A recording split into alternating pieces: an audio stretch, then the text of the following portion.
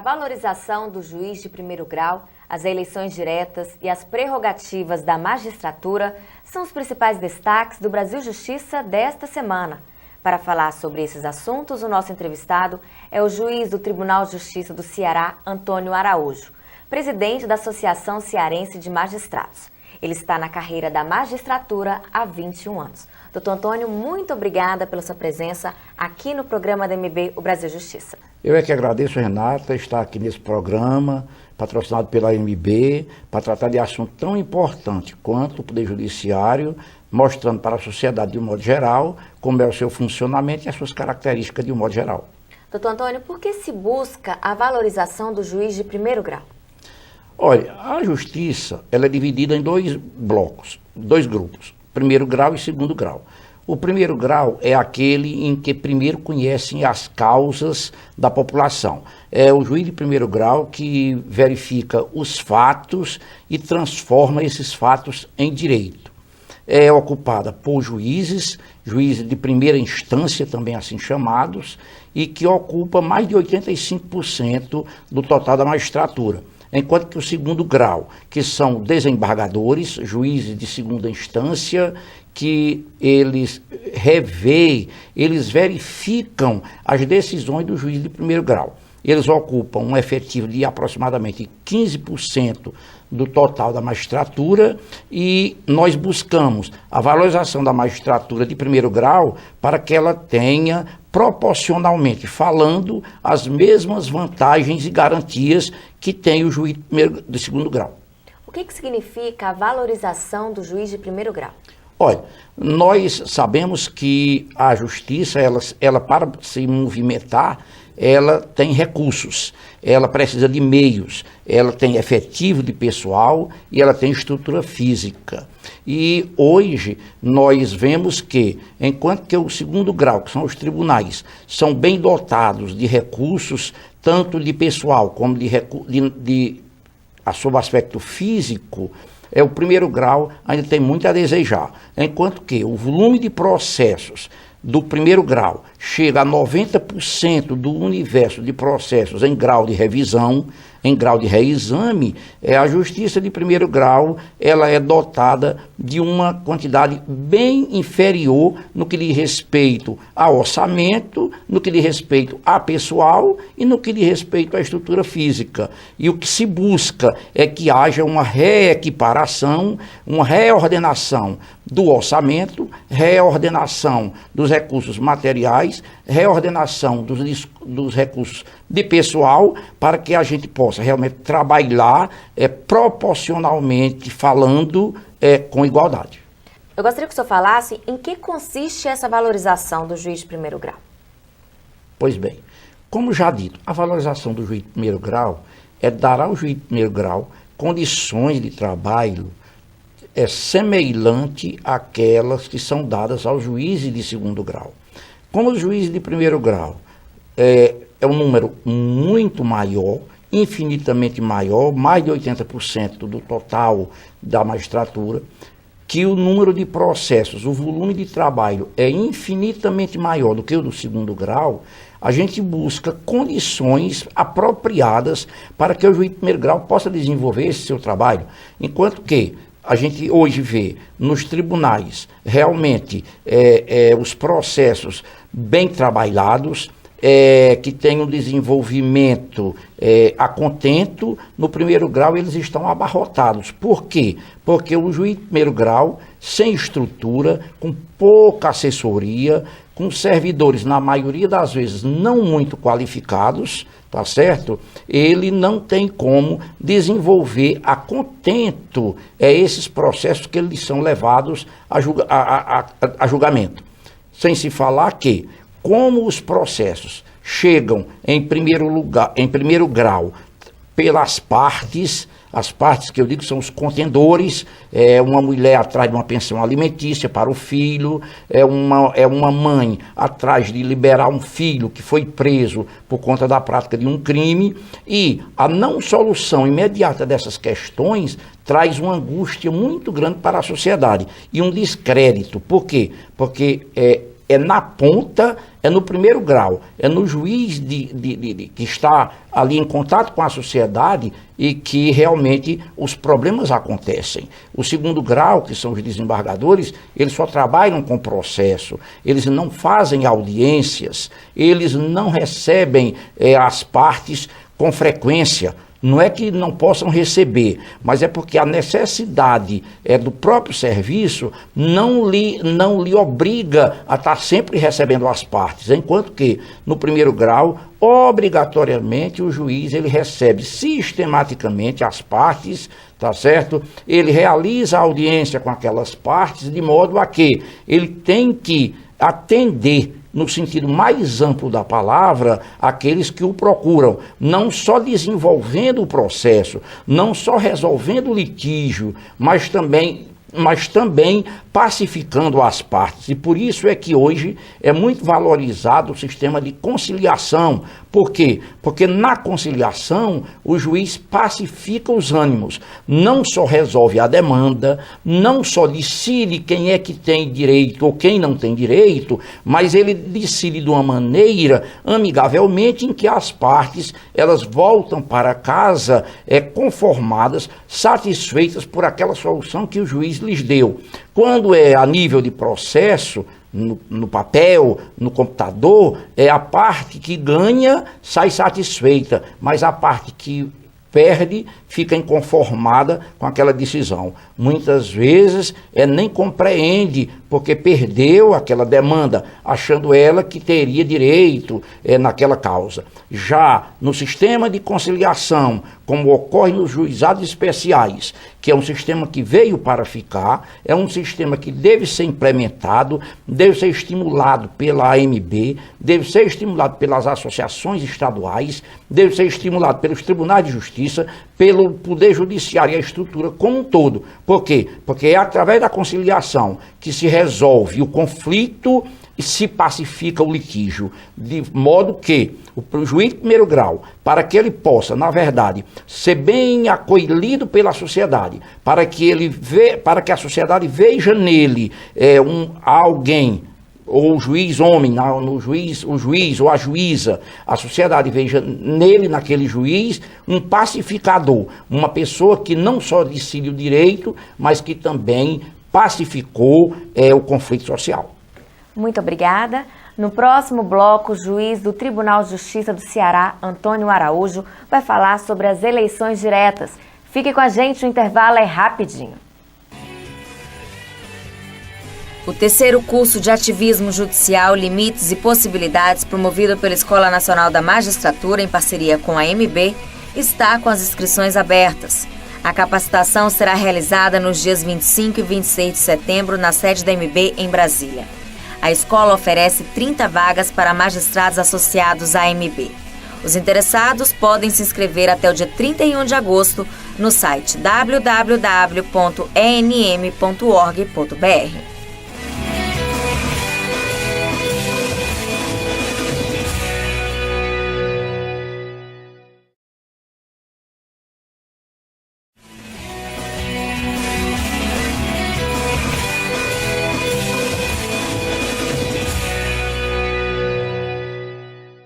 Estamos de volta com o programa da AMB, o Brasil Justiça. No primeiro bloco, conversamos sobre a valorização do juiz de primeiro grau.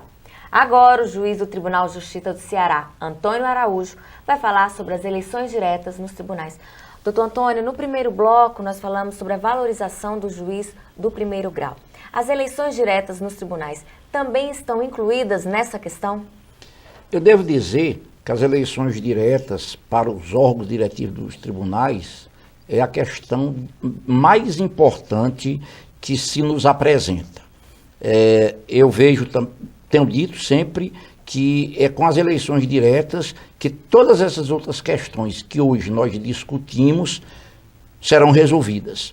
É do conhecimento notório que todas as entidades elegem diretamente os seus dirigentes. O Senado Federal elege seu presidente, Sua mesa diretora, a Câmara dos Deputados elege sua mesa diretora, as Assembleias Legislativas elegem a sua mesa diretora, o próprio Ministério Público elege o seu chefe, que é o Procurador-Geral, a Defensoria Pública elege o seu Defensor-Geral, e a magistratura, que é a entidade, é o poder, guardião do sistema democrático e do regime republicano, ela não elege os seus representantes. Para você ver que isso é uma excrescência.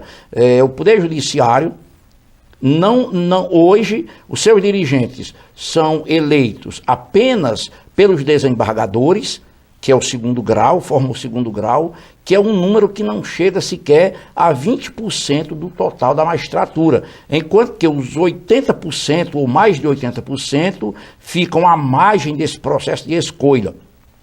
E o que é que ocorre com isso?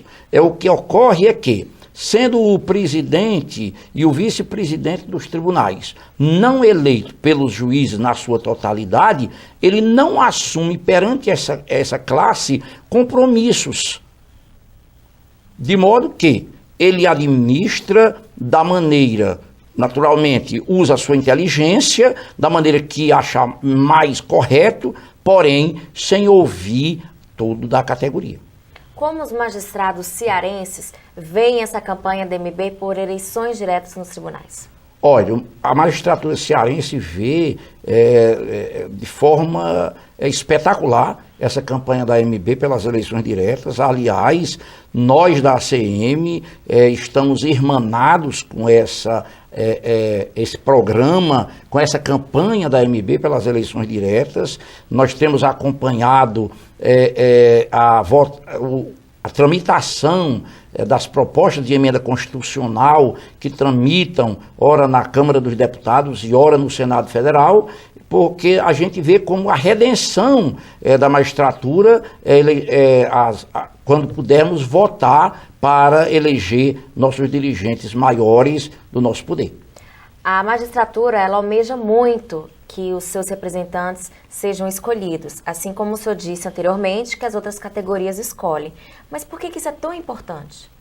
Olha, a importância é o seguinte: o Poder Judiciário, ele garante a democracia do país. Ele assegura os princípios republicanos. E como é que ele pode assegurar todas essas garantias sem ela, a entidade, ter essas próprias garantias? É através da democratização interna, tão defendida por a maioria dos magistrados, que nós podemos, na verdade, podemos ver quais são os pontos da magistratura que nós podemos e devemos modificar. A magistratura, você sabe que é uma entidade ainda muito fechada, é um poder ainda muito hermético, e é com a democratização interna, é com a participação dos juízes, é com o debate ocorrido entre primeiro e segundo grau, de modo leal e franco,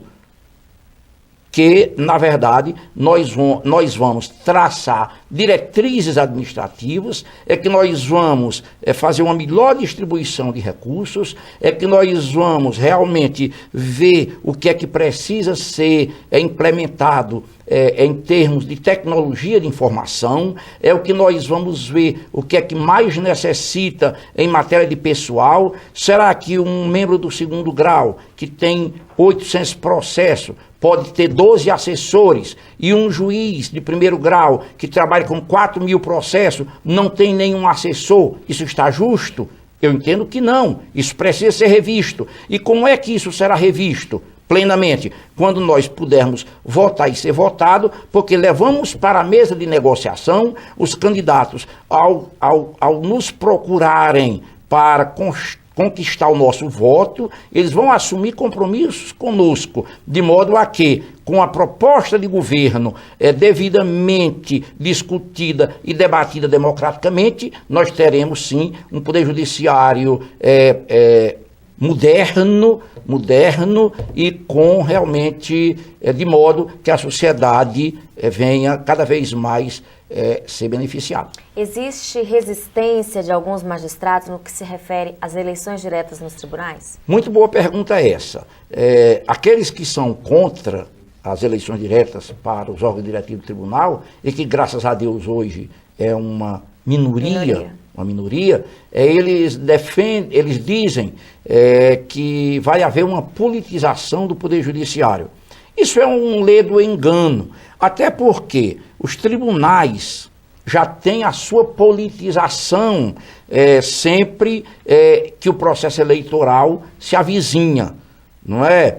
Além do mais, você só aperfeiçoa a democracia exercitando. Não se pode falar em aperfeiçoamento de democracia sem exercitá-la. Se no início poderá ter alguma dificuldade neste aspecto, mas eu lhe asseguro que, com o passar do tempo, isso será superado e quem ganhará será a democratização interna do poder e a democracia, de um modo geral, com uma pulverização de ideia e cada vez mais a sociedade, que é quem está próxima do juiz de primeiro grau, através do juiz de primeiro grau que a sociedade manifesta o seu pensamento, sobretudo a respeito de como está o Poder Judiciário, como está a distribuição da justiça.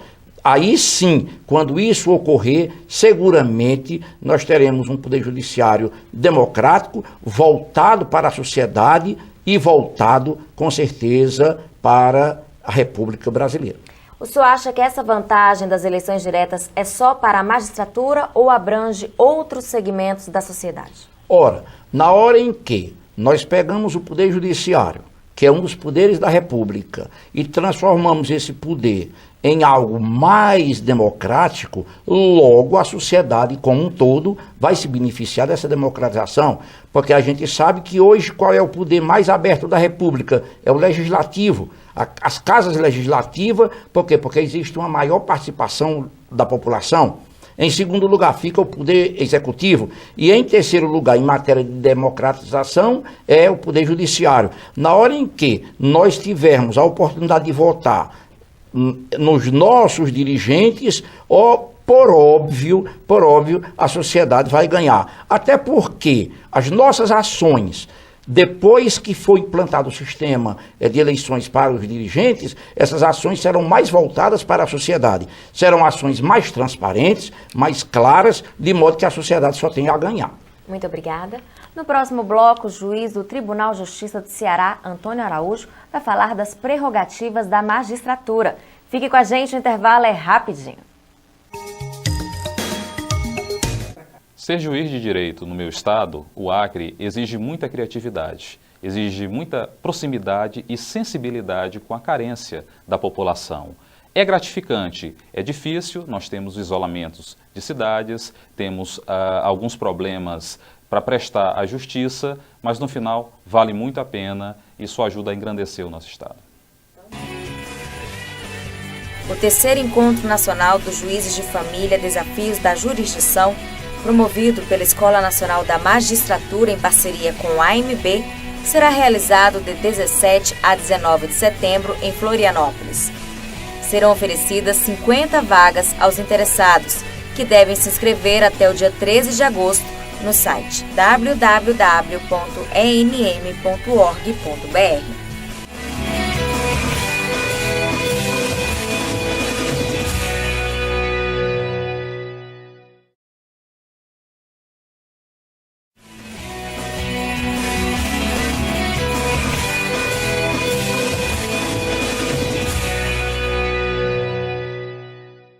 Estamos de volta com o Brasil Justiça. Nos 2 blocos anteriores, conversamos sobre a valorização do juiz de primeiro grau e as eleições diretas nos tribunais. Agora, o juiz do Tribunal de Justiça do Ceará, Antônio Araújo, vai falar das prerrogativas da magistratura.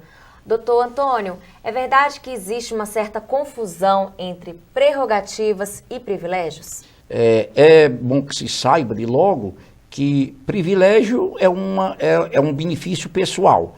E prerrogativa é uma garantia constitucional que ela não é dada à pessoa, mas em decorrência da função.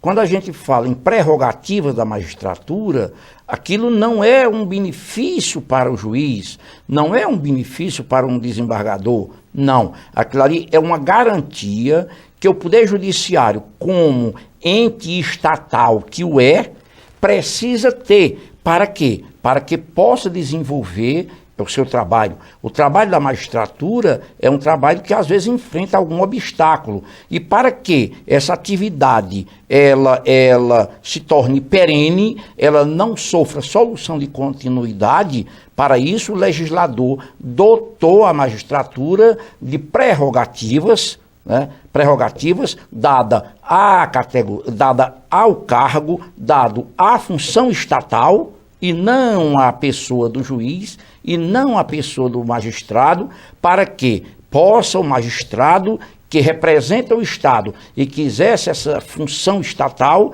ele possa realmente levar a cabo a sua função judicante. A magistratura, ela conta com 3 prerrogativas. Explica pra gente cada uma delas. Nós temos a vitaliciedade, a inamovibilidade e a irredutibilidade de vencimento.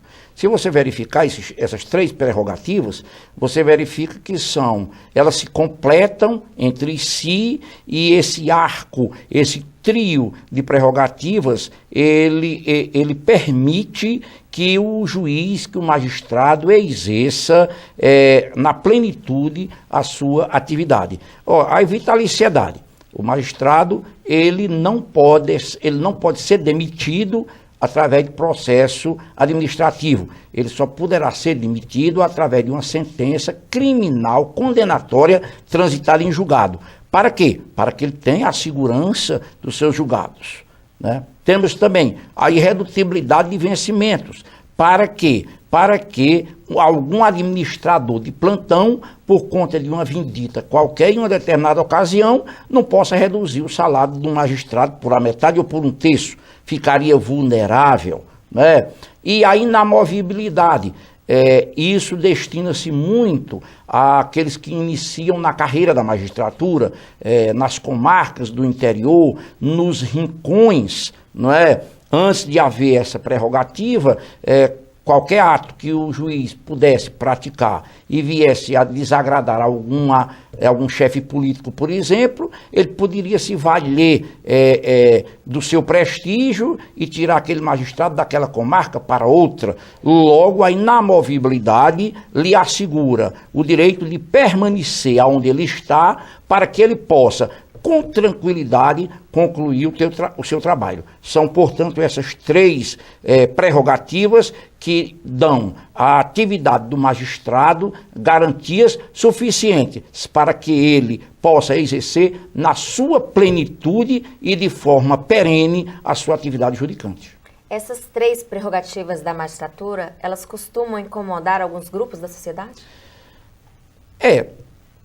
Existem grupos, principalmente grupos econômicos, que muitas vezes ficam insatisfeitos ou inconformados com as decisões do magistrado. E se dependesse de certos grupos, como eu já disse, essas prerrogativas elas seriam flexibilizadas para que o juiz, se tornando frágil, pudesse ou decidir de acordo com a conveniência daquele grupo, ou ainda mesmo, se ele não viesse a decidir daquela forma, ele pudesse vir a ser substituído por um outro que fosse vergado com mais facilidade, e de modo a que a justiça não se efetivasse. Realmente, isso existe. Porém, é uma das questões que mais a gente se bate. A MB, as associações estaduais e a magistratura como um todo se bate, porque sem as suas prerrogativas, a magistratura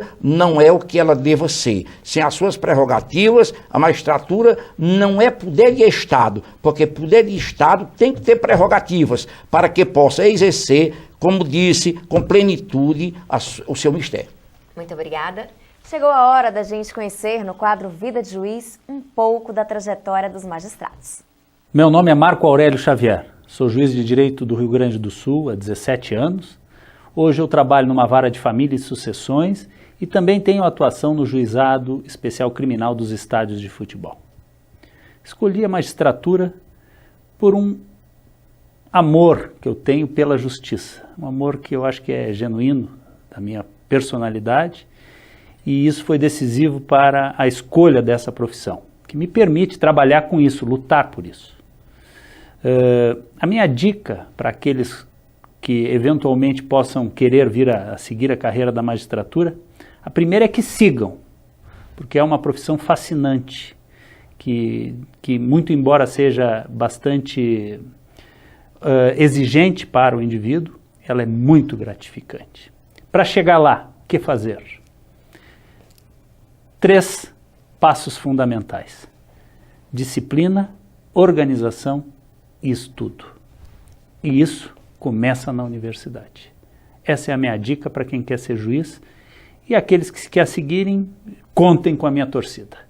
Agradeço ao juiz Antônio Araújo pela entrevista. Eu é que agradeço a oportunidade e devo dizer que programas como esses devem ser levados ao ar sistematicamente, para que a sociedade brasileira, que muitas vezes não sabe qual é a atividade do juiz, qual é o seu mistério, quais são as suas dificuldades pelas quais ele passa, possa a sociedade ver que tem na magistratura um aliado e que sem a magistratura a sociedade e o Estado brasileiro não podem sobreviver. Obrigada.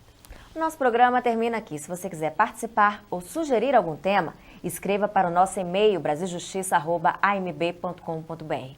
Muito obrigada pela sua companhia e até o próximo.